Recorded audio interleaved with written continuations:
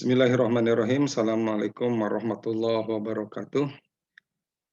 Bertemu kembali dalam mata kuliah MSDM pertama. Kita akan bahas kali ini tentang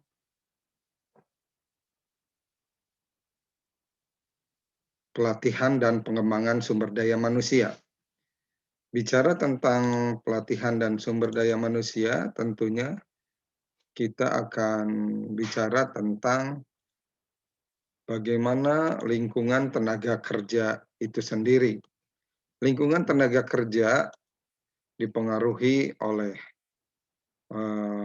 political and legal environment atau lingkungan politik, ya, lingkungan sosial, lingkungan teknologi, lingkungan ekonomi, dan lingkungan persaingan. Di sisi lain, secara pemahaman, dipahami bahwa pelatihan dan pengembangan merupakan usaha yang terencana dari organisasi untuk meningkatkan pengetahuan, keterampilan, dan kemampuan pegawai. Pelatihan lebih ditekankan pada peningkatan kemampuan untuk melakukan pekerjaan yang spesifik pada saat ini. Sementara pengembangan lebih ditekankan pada peningkatan pengetahuan untuk melakukan pekerjaan di masa yang akan datang. Pelatihan merupakan proses peningkatan kemampuan spesifik karyawan untuk membantu mencapai tujuan organisasi. Di sisi lain, pengembangan adalah usaha-usaha untuk meningkatkan kemampuan karyawan guna menghadapi berbagai penugasan di masa yang akan datang. Kesenjangan antara kemampuan kerja dan tuntutan tugas inilah yang menjadi orientasi langkah dalam manajemen SDM, yaitu harus adanya training untuk kebutuhan saat ini dan harus adanya program pengembangan atau development untuk masa yang akan datang. Perbandingan pelatihan dan pengembangan, ya. Pembedanya dalam hal fokus, jangka waktu, tujuan, hasil, dan pengukurannya, di mana pelatihan fokusnya adalah aspek kemampuan spesifik yang relatif sempit, sementara pengembangan aspek kapasitas dalam setiap penugasan.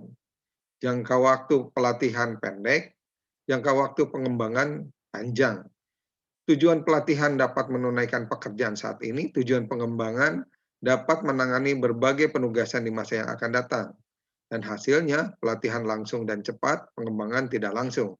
Sementara untuk pengukuran efektivitas, pelatihan berupa penilaian kinerja, analisis, biaya, tes kelulusan, dan sertifikasi. Untuk pengembangan, SDM yang siap ditugaskan untuk promosi berdasarkan keunggulan kompetitif. Kita lihat arti dan pentingnya pengembangan SDM. Kita pahami bahwa dalam organisasi selalu ditemukan berbagai perubahan, baik perubahan internal maupun perubahan eksternal. Ini melahirkan berbagai tuntutan, di mana di dalamnya diperlukan usaha-usaha pengembangan kompetensi SDM yang diarahkan pada 3 aspek, yaitu kognitif, psikomotorik, dan afektif, di mana di dalamnya mencakup kemampuan pendidikan, pelatihan, dan pengalaman kerja. Dengan mengupayakan adanya perbaikan kinerja, membantu karyawan baru meningkatkan kepekaan, mempersiapkan promosi, dan mengembangkan individu. Ini semua melahirkan kondisi di mana dalam organisasi, terutama dalam pengelolaan SDM, bisa memperkecil error, memperkecil keluarnya karyawan, memperkecil permasalahan dalam produksi, meningkatkan kemampuan, perubahan kemampuan terhadap peluang, membaca peluang, dan juga berkaitan dengan kemampuan yang baru dalam kapabilitas. Faktor penyebab perlunya pelatihan. Pertama, kualitas angkatan kerja, persaingan global, perubahan yang cepat dan terus-menerus, adanya masalah alih teknologi, dan perubahan demografi kependudukan. Manfaat pelatihan Pegawai yang baru direkrut belum memahami benar bagaimana melakukan pekerjaan, perubahan-perubahan dalam lingkungan kerja dan tenaga kerja, serta meningkatkan daya saing perusahaan dan memperbaiki produktivitas, menyesuaikan dengan peraturan-peraturan yang ada, misalkan standar pelaksanaan pekerjaan yang dikeluarkan oleh asosiasi industri dan pemerintah, tentunya untuk menjamin kualitas produksi dan keselamatan serta kesehatan kerja. Dalam menentukan kebutuhan pelatihan, perlu dianalisis persyaratan kerja, dianalisis juga kondisi organisasi, dan menganalisis kondisi karyawan itu sendiri. Langkah-langkah pelaksanaan pelatihan dimulai dengan menganalisis kebutuhan pelatihan organisasi yang disebut dengan need analysis dan need assessment. Lalu juga menentukan sasaran dan materi program pelatihan, menentukan metode pelatihan dan prinsip-prinsip belajar yang digunakan, serta mengevaluasi program. Secara prinsip, langkah-langkah pelaksanaan pelatihan atau pengembangan dimulai dengan pemahaman atas analisis kebutuhan yang di dalamnya ada kebutuhan organisasi, kebutuhan tugas, dan kebutuhan pegawai. Lalu menentukan tujuan dan materi pelatihan. Selanjutnya menentukan metode pelatihan, on the job training atau off the job training. Dan pada akhirnya melakukan evaluasi pelatihan. Pada proses berlangsungnya langkah-langkah tersebut, dianalisis juga bagaimana terlaksananya prinsip-prinsip belajar yang baik, biaya yang tersedia, fasilitas yang ada, dan waktu yang cukup. Dalam hal menganalisis kebutuhan, ini merupakan penentuan kebutuhan pelatihan dan pengembangan yang akan dilakukan. Kegiatan ini sangat rumit dan sulit karena perlu mendiagnosis kompetensi organisasi saat ini dan kompetensi yang dibutuhkan sesuai dengan perubahan lingkungan dan masa yang akan datang. Analisis kebutuhan dilakukan melalui langkah-langkah analisis kebutuhan organisasi, kebutuhan tugas, dan kebutuhan pegawai. Analisis kebutuhan organisasi merupakan langkah mengidentifikasi strategi organisasi, lingkungan organisasi pada saat ini dan masa yang akan datang untuk mencapai tujuan. Tantangan lingkungan menghendaki kompetensi pegawai, ditandai dengan adanya lingkungan persaingan yang semakin ketat sebagai akibat globalisasi, kecenderungan peningkatan outsourcing, perubahan-perubahan teknologi, keanekaragaman pegawai. Kompetensi dan perilaku sumber daya manusia agar dapat bersaing tentunya harus memiliki beberapa sifat atau kondisi.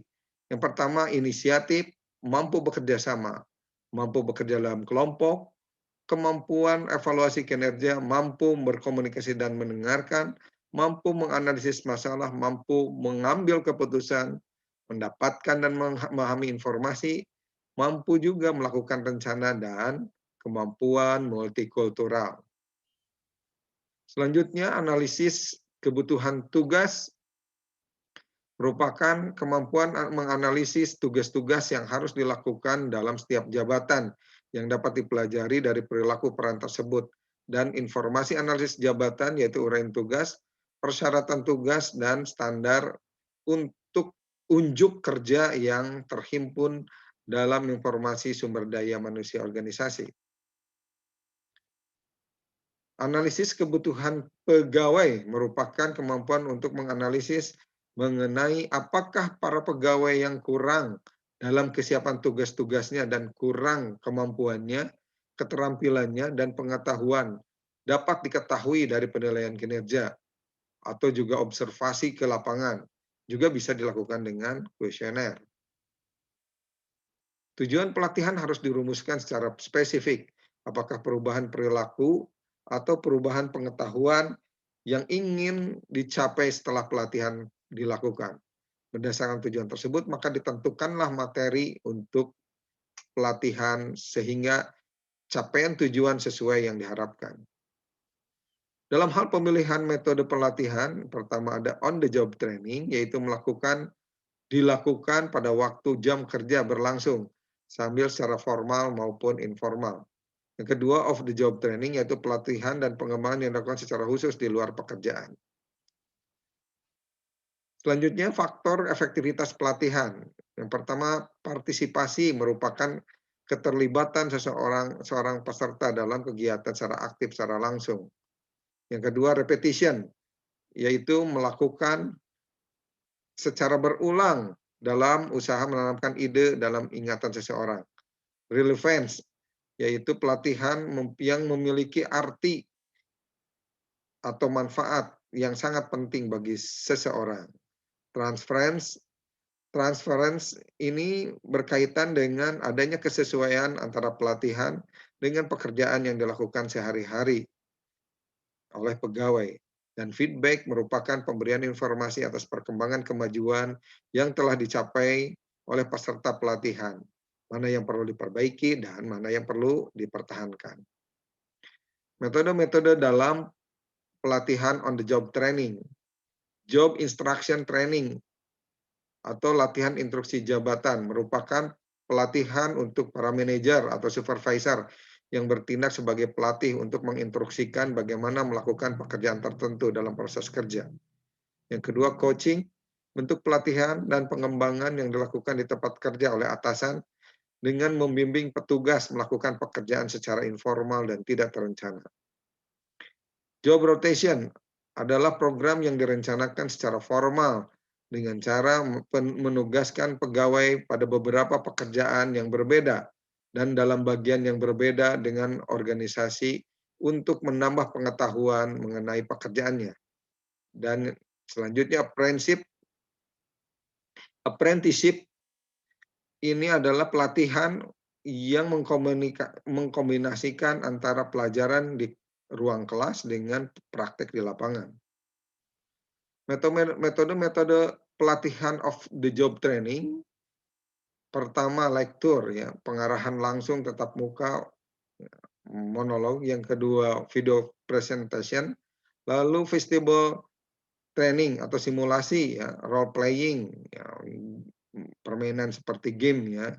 Lalu case study, membaca permasalahan, self study, mengungkapkan berbagai permasalahan yang terjadi di dunia kerja masing-masing atau di kondisi kerja masing-masing. Program learning, pembelajaran langsung, laboratory training, dan action learning, ya, melaksanakan pembelajaran langsung. Prinsip-prinsip pelatihan harus dipahami.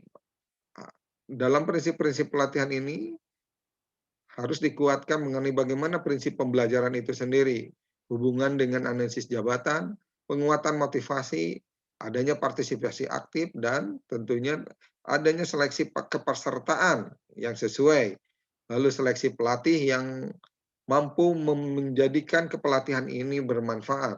Lalu sertifikasi pelatih yang tentunya sesuai dengan pelatihan yang diadakan, metode pelatihan, dan perbedaan individu, kesesuaian kondisi masing-masing individu. Selanjutnya proses pelatihan yang kreatif. Setiap organisasi atau perusahaan pada saat melaksanakan pelatihan akan dihadapkan pada pertanyaan-pertanyaan seperti pelatihan apa yang dibutuhkan, siapa yang harus dilatih, di mana tempat pelatihannya, lalu bagaimana cara pemberian pelatihannya, dan tentunya bagaimana cara mengetahui efektivitas dari hasil pelatihan tersebut. Ini dikaitkan dengan penentuan kebutuhan pelatihan itu sendiri. Siapa saja peserta pelatihan, tempat pelatihan itu sendiri, dan materi dan isi pelatihan yang sesuai pemberian pelatihan dan melakukan evaluasi pelatihan. Evaluasi keberhasilan pelatihan ada beberapa kriteria yang dapat dijadikan penilaian keberhasilan, yaitu jumlah peserta, efisiensi waktu, jadwal, kesesuaian suasana atau suasana yang kondusif, reaksi peserta, bagaimana pembelajarannya, perubahan perilaku dari hasil pelatihan, lalu juga perubahan kinerja dan menghitung ya, return of investment, jadi nilai umpan balik dari pelatihan itu sendiri. Evaluasi pelatihan dan pengembangan dapat dilihat dari efek pelatihan yang dikaitkan dengan reaksi peserta terhadap isi dan proses pelatihan, pengetahuan yang diperoleh melalui pengalaman pelatihan, dan perilaku perubahan perilaku serta perbaikan pada organisasi. Selanjutnya tanggung jawab pelatihan dan pengembangan.